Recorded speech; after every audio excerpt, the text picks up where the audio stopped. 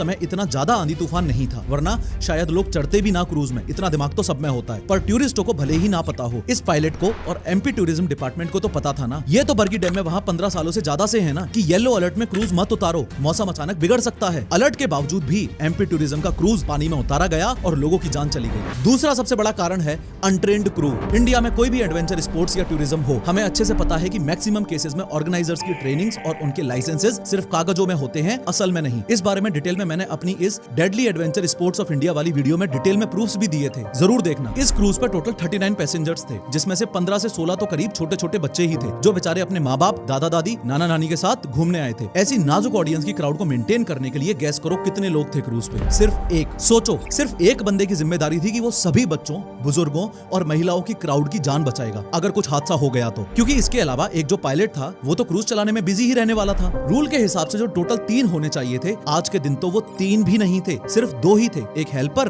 और एक pilot. In fact उस हादसे के वो लोग जिनकी जान बच गई, उन्होंने तो ये तक बताया है कि क्रूज डूबने से पहले ही ये दोनों यानी कि हेल्पर्स और पायलट अपनी अपनी जान बचाने के लिए पानी में कूद गए और लोगों की परवाह ही नहीं की। तीसरा सबसे बड़ा कारण हम ऑलरेडी डिस्कस कर चुके हैं, सेंटर ऑफ ग्रेविटी का ऊपर शिफ्ट होना। फिजिक्स यहाँ सिंपल है पर डेडली है। जब स्टॉर्म ने तेज वेव्स बनाई, क्रूज वेसल पहले से डीस्टेबलाइज हो रहा था और मल्टी फ्लोर क्रूज पे सबसे ऊपर वाला पार्ट नेचुरली टॉप हैवी होता है। जैसे ही पैनिक फैला और लोग एक ही तरफ या ऊपर की तरफ भागे, तो बोट का सेंटर ऑफ ग्रेविटी ऊपर और एक साइड शिफ्ट हो गया, जिससे वो विद इन मिनट्स पलट गई। इसका एक क्लासिक इंडियन एग्जांपल टेक कार्डी 2009 हादसा है, जहां ऑफिशियल वर्जन था कि एक ही साइड पे लोग इकट्ठे हो गए और बोट ओवरटर्न हो गई, यानी वेट डिस्ट्रीब्यूशन वाली गलती बोट्स और क्रूज पलटने का सबसे बड़ा ट्रिगर होती है। चौथा और सबसे बड़ा रीजन था क्रूज पे चढ़ने से पहले या फिर क्रूज पे चढ़ते ही लोगों को लाइफ जैकेट ना पहनाना और उन लाइफ जैकेट्स को ताले के अंदर बंद रखना। लेकिन लाइफ जैकेट्स वाले पूरे केस में भी तो टोटल 3 एंगल्स निकल के आ रहे हैं ना। सबसे पहला एंगल है पायलट का, दूसरा एंगल है लोगों का कि उन्होंने कैसे स्ट्रगल करके लाइफ जैकेट पाई, और तीसरा एंगल ये है कि पायलट के अकॉर्डिंग तूफान शुरू होते ही अगर सब ने लाइफ जैकेट पहन ली थी, जैसे वो माँ और बेटे का केस जो वायरल हुआ था, जिसमें माँ ने बेटे को अपनी ही लाइफ जैकेट में घुसा लिया था, पर फिर भी बेचारे दोनों नहीं बच पाए। वो फोटो भले ही एआई थी पर इंसिडेंट रियल था। तो अगर लाइफ जैकेट्स काफी लोगों के पास थी, तो फिर भी लोग क्यों नहीं बच पाए? क्या लाइफ जैकेट्स सच में जान बचाती हैं? क्या लाइफ जैकेट्स इंडिया में स्कैम हैं और फर्जी तरीके से बनाई जा रही हैं? एंड मोस्ट इंपोर्टेंटली, आप लोग लाइफ जैकेट्स को सही तरीके से फ्यूचर में कैसे यूज कर सकते हो? देखो, सबसे पहले तो पायलट ने 2 मेजर क्लेम्स किए हैं। एक तो ये कि जनरली क्रूज पे गाने चलते हैं, लोग बोटिंग के टाइम पे डांस वगैरह करते हैं, अपनी फोटोज वीडियोस बनाते हैं, तो लाइफ जैकेट अगर प्रोवाइड कर भी दो तो टूरिस्ट पहनते ही नहीं थे। इसलिए जैसे ही मौसम खराब होता दिखता, वैसे ही टूरिस्टों को लाइफ जैकेट दे दी जाती थी।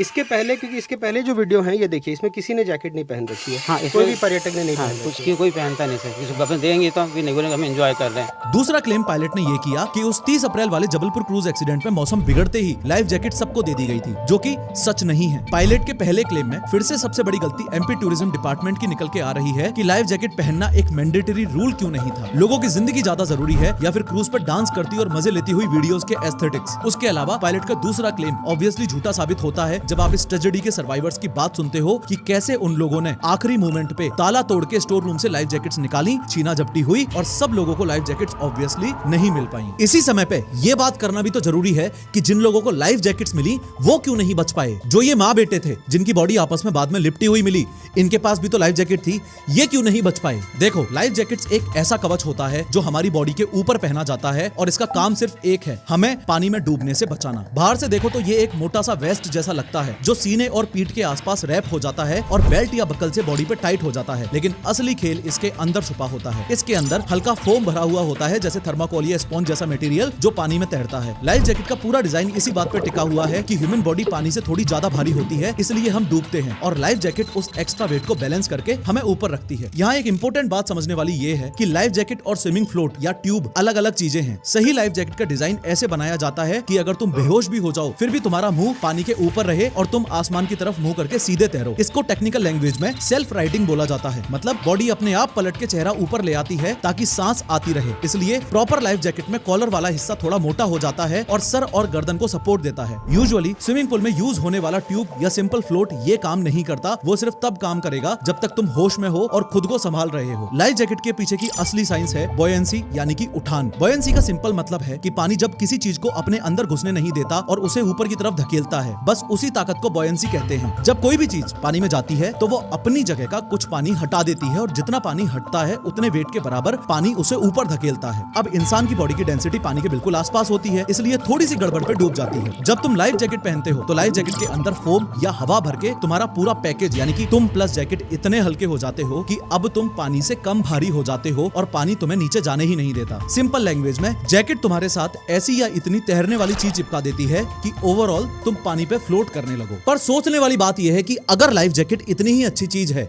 तो माँ बेटे के केस में काम क्यों नहीं करी? सबसे पहली और सबसे आम गलती, गलत साइज या गलत तरीके से जैकेट को पहनना। बहुत लोग जैकेट को लूजली पहनते हैं, बकल बंद ही नहीं करते या बस हाथ में पकड़ के रखते हैं। ऐसे केस में पानी में गिरते ही जैकेट ऊपर की तरफ झटका मारती है और अगर वो टाइट नहीं है तो तुम्हारे सर के ऊपर से निकल जाती है और तुम खुले में पानी में अकेले रह जाते हो। ये एक सॉलिड रीजन है कि अगर पायलट सही है बाई चांस ये कहने में कि सबको लाइफ जैकेट्स मिल गई थी तो फिर भी 8 डेड बॉडीज बिना लाइफ जैकेट्स के कैसे मिली? पूरे चांसेस हैं कि लास्ट मोमेंट पे लाइफ जैकेट ढंग से टाइटली नहीं बंधी और वो इतनी तेज लहरों के टाइम पे निकल गई होंगी। पोस्टमार्टम हुआ, उसमें से एक सिर्फ महिला जो बच्चे को उसमें भरी थी उन्होंने लाइफ जैकेट पहना था। 8 लोगों के शरीर पे लाइफ जैकेट नहीं थी।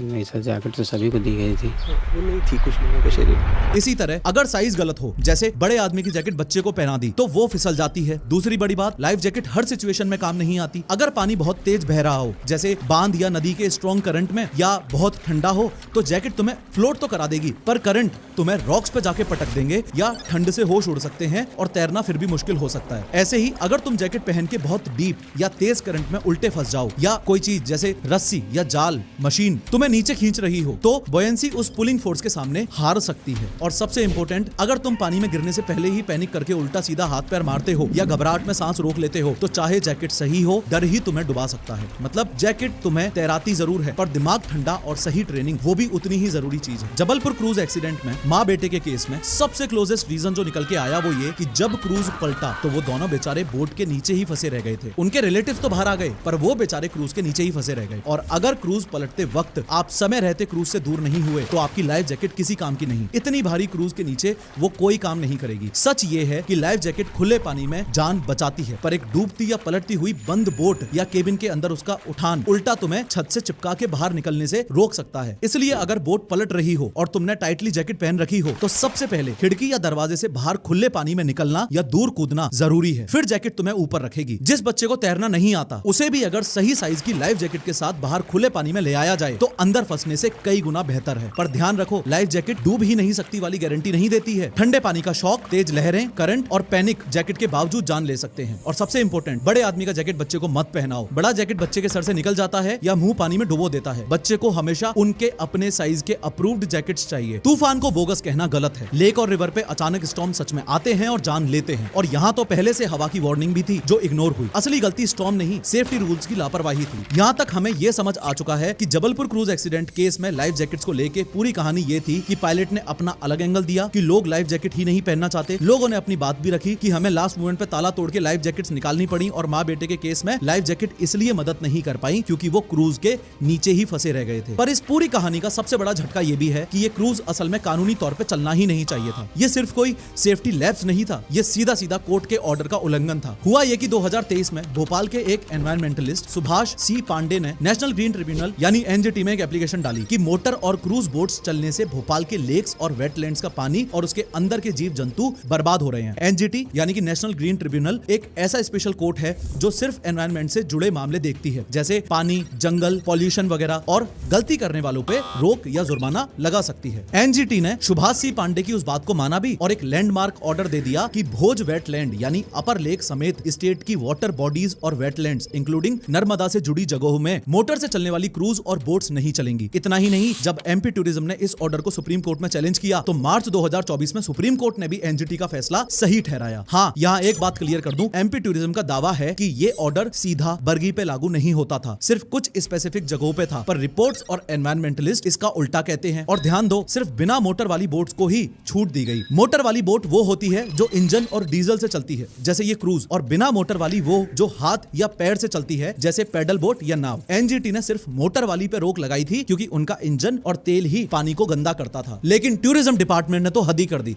उन्होंने साफ कह दिया कि हमें तो किसी ने भी रोकने का कुछ भी कोई ऑर्डर नहीं दिया है, और यह भी कह दिया कि वो अपनी बोट सर्विसेज बंद नहीं करेंगे। मतलब कोर्ट का ऑर्डर फाइल में पड़ा रहा और बरगी की नर्मदा क्वीन मजे से पानी पे चलती रही। और एक बात एकदम क्लियर कर लो, ये बोट कोई प्राइवेट ठेकेदार नहीं चला रहा था, इसे तो खुद मध्य प्रदेश सरकार को अपना डिपार्टमेंट MPSTDC चला रहा था। कोई प्राइवेट फर्म के पास अगर टेम्परेरी कॉन्ट्रैक्ट हो भी तो भी इनडायरेक्टली है तो सरकार की ही ओनरशिप और जिम्मेदारी ना। मैं बस इतना कहना चाह रहा हूं कि इसे एक्सीडेंट कहना मुझे गलत लगता है।